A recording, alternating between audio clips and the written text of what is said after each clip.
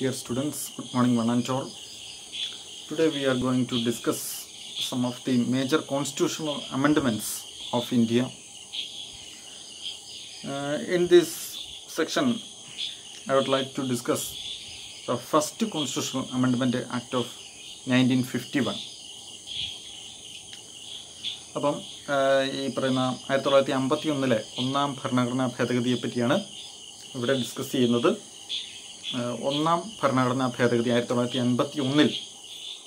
So the first Constitutional Amendment Act was passed in 1951. Under this act, articles 15, 19, 85, 87, 372, 376 were amended. Main provisions are: first one, the act imposed certain new grounds of just and reasonable restrictions to the right to freedom of speech and expression, the right to practice any profession or to carry on any trade or business as contained in Article 19 of the Constitution. Okay, അപ്പോൾ ഈ first constitutional അമെൻഡ്മെൻറ്റിൽ 1951 അത് പാസ്സാക്കുമ്പോൾ Indian ഭരണഘടനയിലെ article 15, 19, 31, 85, 87, 174, 372, 376 എന്നീ ആർട്ടിക്കിൾസുകളിൽ ഇത് ചില modifications കൊണ്ടുവന്നു. അതിനകത്ത് ആദ്യം പറയുകയാണെങ്കിൽ ഫ്രീഡം, നമ്മുടെ ഫണ്ടമെൻ്റൽ റൈറ്റിൽ ആർട്ടിക്കിൾ 19 6 ഫ്രീഡംസിൽ ഒന്നാമത് വരുന്നതാണ് right to freedom of speech and expression. സംസാരത്തിനും ആശയവിനിമയത്തിനും ആശയം പ്രകടിപ്പിക്കുന്നതിനുമുള്ള സ്വാതന്ത്ര്യം. അപ്പോൾ ഇതിനകത്ത് കുറച്ച് റീസണബിൾ റെസ്ട്രിക്ഷൻസ് കൊണ്ടുവരികയാണ് ഇവിടെ പാർലമെൻറ്റ് ചെയ്തത്. നമുക്ക് freedom of speech and expression ഉണ്ട് എന്ന് കരുതി നമുക്ക് എന്തും പറയാൻ നമുക്ക് സാധിക്കുകയില്ല. ഇത് അക്കാലത്ത് ഉയർന്നു വന്നത്, ഫോർ എക്സാമ്പിൾ ഞാൻ പറയാം, ഇപ്പം നമുക്ക് freedom of speech and expression ഉണ്ട്, പക്ഷെ നമുക്ക് ജുഡീഷ്യറിക്കെതിരെ, ജഡ്ജസിനെതിരെ മോശമായി സംസാരിക്കാനുള്ള അധികാരം നമുക്ക് ഇല്ല.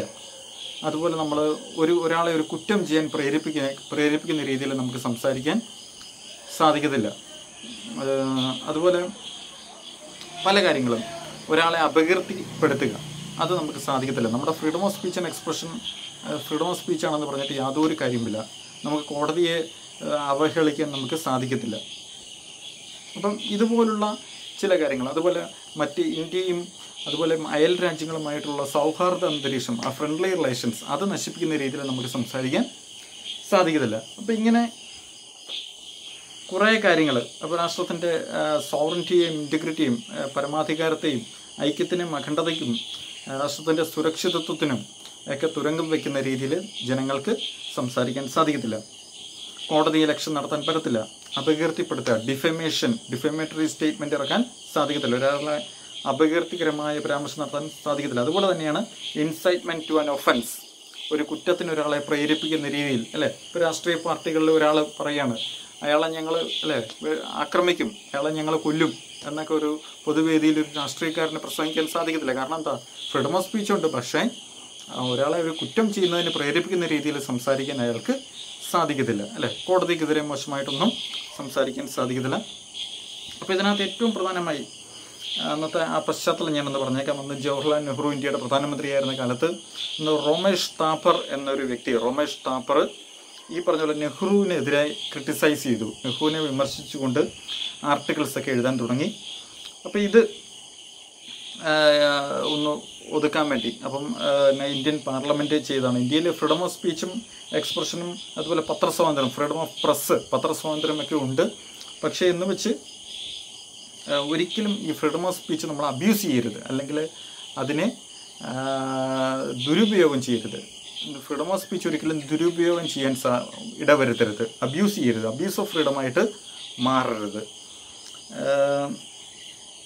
അതോടൊപ്പം ഡിഫമേഷൻ, അതും അപകീർത്തികരമായ പ്രസ്താവന ആരും ഇറക്കാൻ പാടില്ല.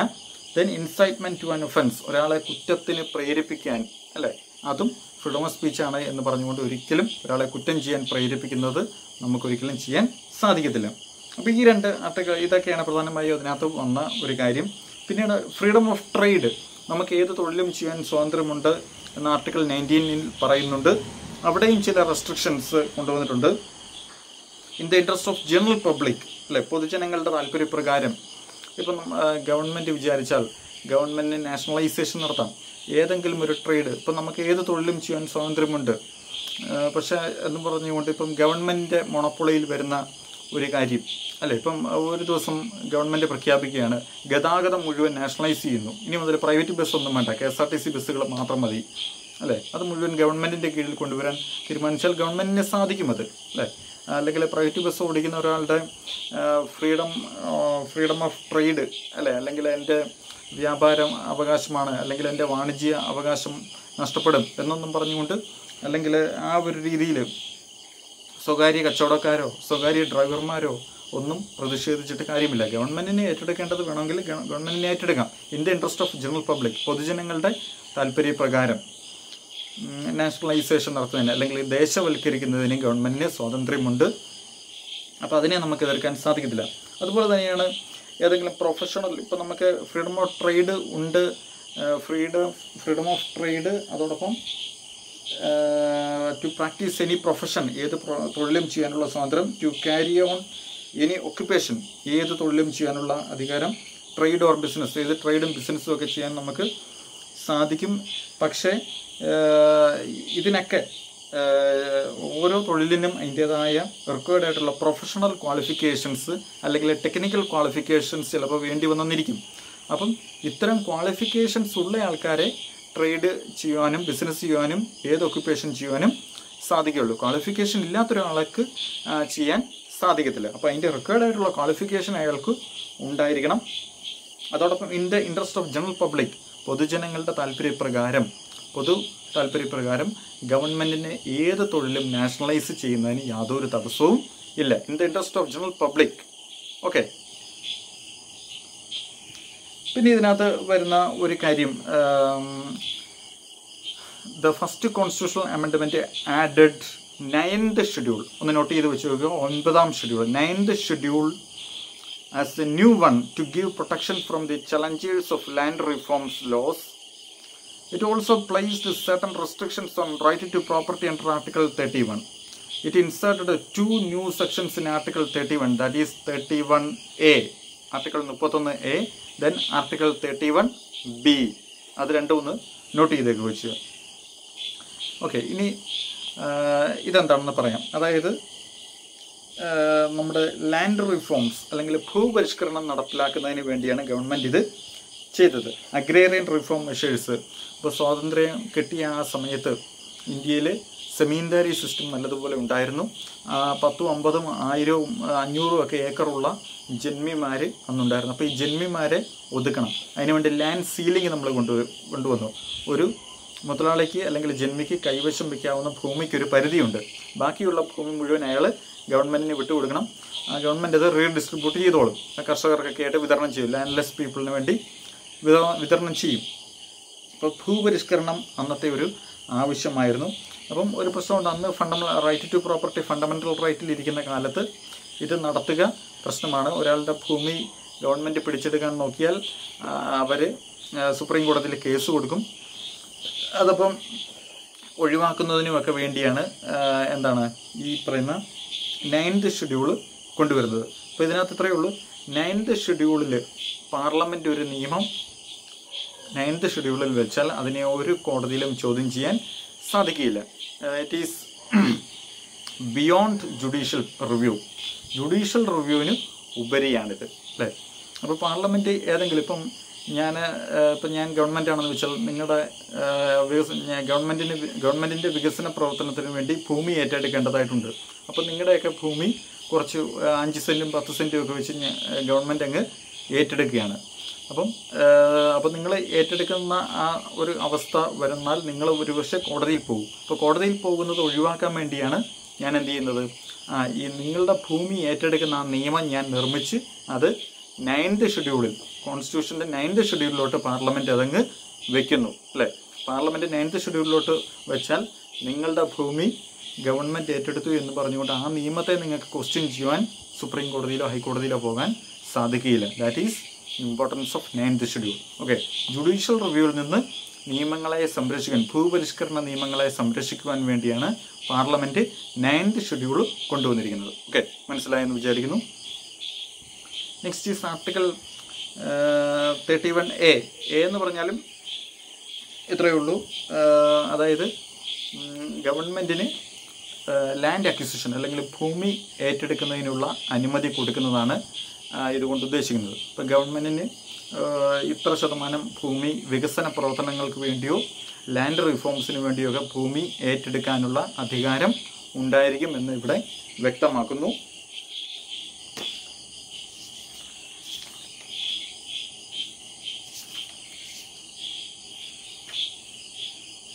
അപ്പോൾ ഏതെങ്കിലും എസ്റ്റേറ്റുകളോ അല്ലേ, the acquisition by the state of any estate or of any rights therein or the extinguishment or modification of any such rights. അപ്പം ജനങ്ങളുടെ പൊതു താല്പര്യത്തിന് വേണ്ടി ഗവൺമെൻറ്റിന് ഏത് എസ്റ്റേറ്റുകളും ഏറ്റെടുക്കുന്നതിന് അധികാരമുണ്ടായിരിക്കും. അപ്പോൾ ഒറ്റ പ്രശ്നമേ ഉള്ളൂ, ഏറ്റെടുക്കുന്ന ഭൂമിക്ക് കോമ്പൻസേഷൻ കൊടുക്കുക. കോമ്പൻസേഷൻ എന്ന് പറഞ്ഞാൽ നഷ്ടപരിഹാരം. ഗവൺമെൻറ് ഏറ്റെടുക്കുന്ന ഭൂമിക്ക് ജനങ്ങൾക്ക് നഷ്ടപരിഹാരം കൊടുക്കേണ്ടതായിട്ടുണ്ട്. അതിനുശേഷം ഗവൺമെൻറ്റിന് ഭൂമി ഏറ്റെടുക്കാവുന്നതാണ്. അപ്പോൾ ആർട്ടിക്കിൾ 31A അതാണ് ഗവൺമെൻറ്റിനെ അധികാരപ്പെടുത്തിയിരിക്കുന്നു ഭൂമി ഏറ്റെടുക്കുന്നതിന് വേണ്ടി. ആർട്ടിക്കിൾ 31B എന്താണെന്ന് ചോദിച്ചാൽ 9th ഷെഡ്യൂൾ. 9th ഷെഡ്യൂളിൽ പാർലമെൻറ്റ് ഒരു നിയമം പാസ്സാക്കി അതിനകത്തോട്ട് വെച്ചാൽ അതിനെ ഒരു കോടതിയിലും ചോദ്യം ചെയ്യാൻ സാധിക്കത്തില്ല. So 9th schedule is beyond judicial review. അപ്പോൾ ഇന്ന് 9th ഷെഡ്യൂളിന് വലിയ പ്രത്യേകതയൊന്നും പ്രസക്തിയൊന്നുമില്ല. കാരണം പിന്നീടുള്ള ഒരു കേസിൽ സുപ്രീം കോടതി തന്നെ പറഞ്ഞിട്ടുണ്ട് 9th ഷെഡ്യൂളിലൊരു നിയമം പാർലമെൻറ്റ് പാസ്സാക്കി 9th ഷെഡ്യൂളിൽ വെച്ചാലും കോൺസ്റ്റിറ്റ്യൂഷൻ്റെ ബേസിക് സ്ട്രക്ചറിന് വിരുദ്ധമായിട്ടാണ് ആ നിയമം എന്ന് കോടതിക്ക് തോന്നിയാൽ 9th ഷെഡ്യൂളിൽ കയറി കോടതി അതിനെ റദ്ദാക്കും, ആ നിയമത്തെ റദ്ദാക്കുമെന്ന് പ്രഖ്യാപിച്ചിട്ടുണ്ട്. So now 9th schedule has no any role.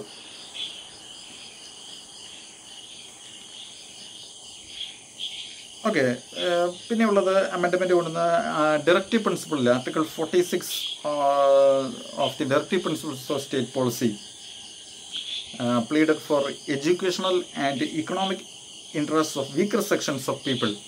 നമുക്കറിയാം നമ്മുടെ വീക്കർ സെക്ഷൻസ് അല്ലെങ്കിൽ ദുർബല വിഭാഗങ്ങൾ SC ST OBC വിമൻ ഒക്കെയാണ് നമ്മുടെ ദുർബല വിഭാഗങ്ങളാണ്. അപ്പോൾ ഇവരുടെ സാമ്പത്തികവും സാമൂഹികവുമായ ഉന്നമനത്തിന് വേണ്ടി ഗവൺമെൻറ്റിന് പല കാര്യങ്ങളും ചെയ്യാനായിട്ടുണ്ട്. അപ്പോൾ ഇവരെ ഇൻജസ്റ്റിസിൽ നിന്ന്, അനീതിയിൽ നിന്ന് രക്ഷിക്കുന്നതിന് വേണ്ടിയും ഉയർത്തിക്കൊണ്ടുവരുന്നതിനും ഒക്കെ വേണ്ടി നമ്മളെന്ത് ചെയ്യും, റിസർവേഷൻ പോലുള്ള അല്ലേ ഗവൺമെൻറ് ജോലികളിൽ റിസർവേഷൻ സംവരണമൊക്കെ കൊടുക്കുന്നു. ഗവൺമെൻറ് സ്കൂളുകളിലും കോളേജുകളിലും ഒക്കെ പഠിക്കുവാൻ SC ST OBCയിൽപ്പെട്ടവർക്ക് കൂടുതൽ കോട്ട തന്നെ റിസർവ് ചെയ്ത് ചെയ്തിരിക്കുന്നത്. കൂടുതൽ സീറ്റുകൾ റിസർവ് ചെയ്ത് വെച്ചിരിക്കുകയാണ്. ഇപ്പോൾ നമ്മളൊരു ഗവൺമെൻറ് ജോലിയിൽ തന്നെ ഇപ്പോഴത്തെ ഇതെന്ന് പറഞ്ഞാൽ 50% റിസർവേഷൻ കൊടുത്തിരിക്കുകയാണ്. 50%, ബാക്കി 50% ഓപ്പൺ മെറിറ്റ് എന്ന് പറയുന്നത്. ബാക്കി 50% റിസർവേഷനാണ്. SC ST പ്ലസ് OBC എല്ലാം കൂടി ചേർന്ന് 50% ആയി.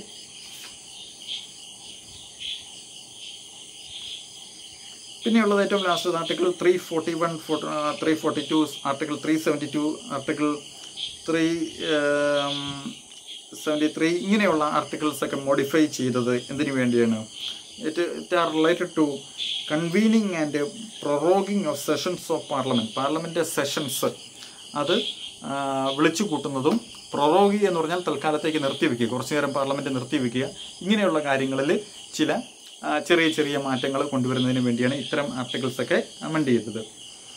അപ്പം ഒന്നുകൂടെ മൂന്നാമത്തെ പോയിന്റ് ഒന്നുകൂടെ പറയാം. It empowered the state to make law for the upliftment of socially and economically backward classes.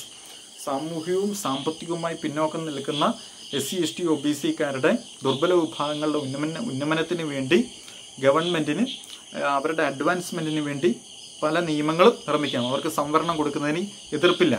അവർക്ക് സംവരണം കൊടുത്തു എന്നും പറഞ്ഞുകൊണ്ട് ആർട്ടിക്കിൾ 15 ക്ലോസ് 3 ഒന്നും അതിനൊന്നും പ്രശ്നം വരുന്നില്ല. ആർട്ടിക്കിൾ 15 ആർട്ടിക്കിൾ 16 ഒന്നിനും പ്രശ്നം വരുന്നില്ല.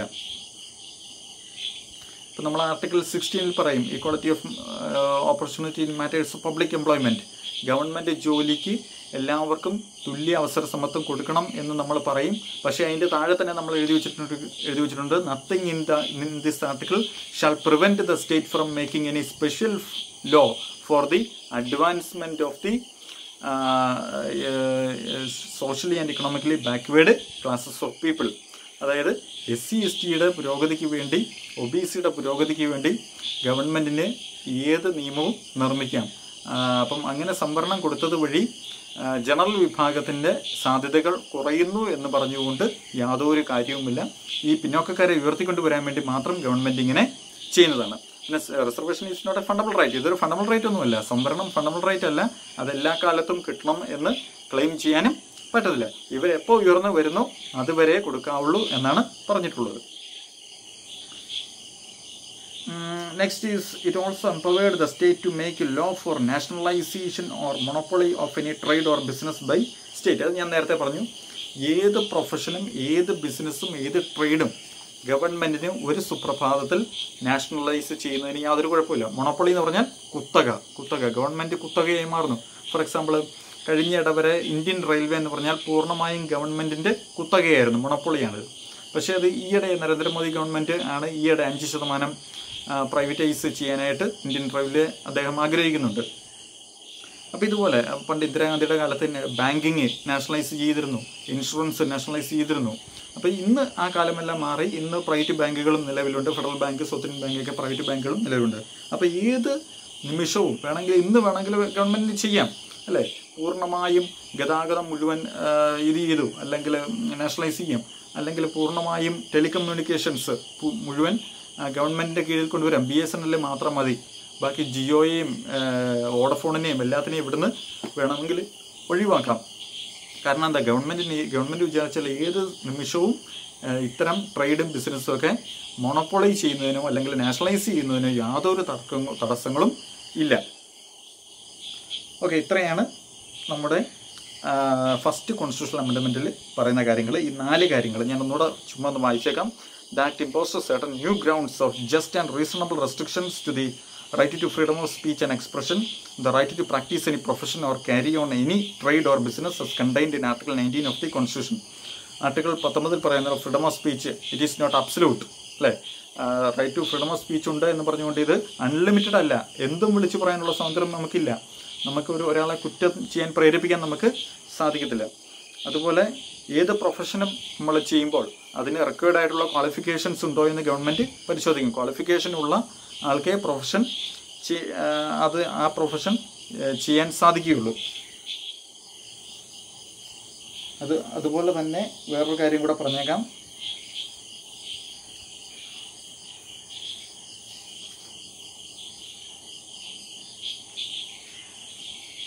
പിന്നെ ഏത് ബിസിനസ്സും ഗവൺമെൻറ്റിന് ഏറ്റെടുക്കാം, സ്വന്തമായി നടത്തിക്കൊണ്ട് പോകാം, നാഷണലൈസ് ചെയ്യാം, അതിനും പ്രശ്നമില്ല. പിന്നെ 9th ഷെഡ്യൂൾ ഞാൻ പറഞ്ഞു.